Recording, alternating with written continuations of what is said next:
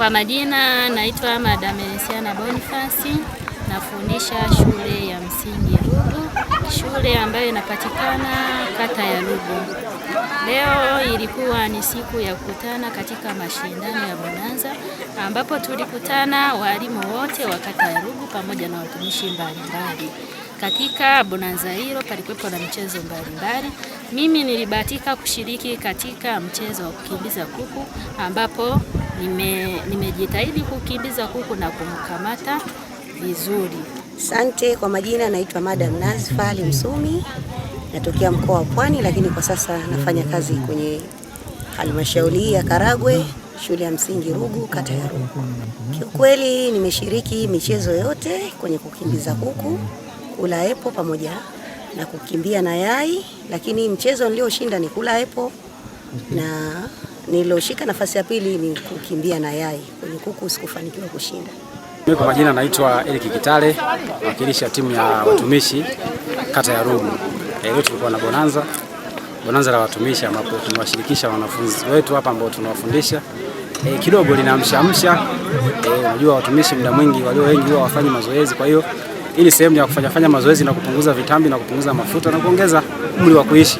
Kwa nadhani mabonanza kama haya hata kata zingine wanaweza kujifunza wakafanya. Kwa majina naitwa Viston Yasimu, ni mwanafunzi wa kidato cha 4 shule ya sekondari Rugu. Kiukweli hili bonanza nimefurahia sana, kwa sababu kama tunavyocheza hivi natusaidia kutujenga kiafya, kimwili na kiakili. Sometimes tunaitumia kama sehemu ya refresh mind tunapokuwa na masomo mengi nini. Kwa tunakuja uwanjani kwa ajili ya kujifurahisha. Mheshimiwa mgeni rasmi, nadhani umesikia mwenyewe. Hii ndio kauli na salamu ya shule ya sekondari Rugu. Wanasema Rugu Sekondari no division 4 and 0. Na kwa kiasi kubwa kwa matokeo ya mwaka jana tumefuta kabisa division 0 kwa miaka 5 mfululizo, lakini matokeo ya mwaka jana tumepunguza hata division 4 kama kielezo kinavyoonyesha ambacho umekiona. Lakini hii inatupa picha kwamba tumedhamiria, tumejipanga, tunatekeleza na tunasonga mbele kwa kishindo kikubwa. Ni jambo kubwa la kiwilaya, nafikiri tunaweza kuiga mfano wa kata hii ya Rugu.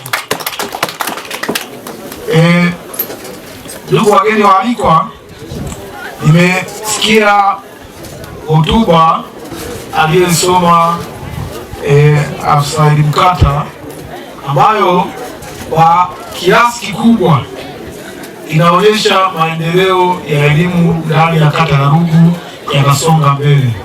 Naomba tuwape makofi walimu wetu na pongezi kwa kazi kubwa wanazozifanya, ambazo ni kazi ya kulea wanafunzi kuanzia chekechea kuja darasa la kwanza mpaka darasa la 7, wengine hata form 1 mpaka form 4 na maliza wanafaulu.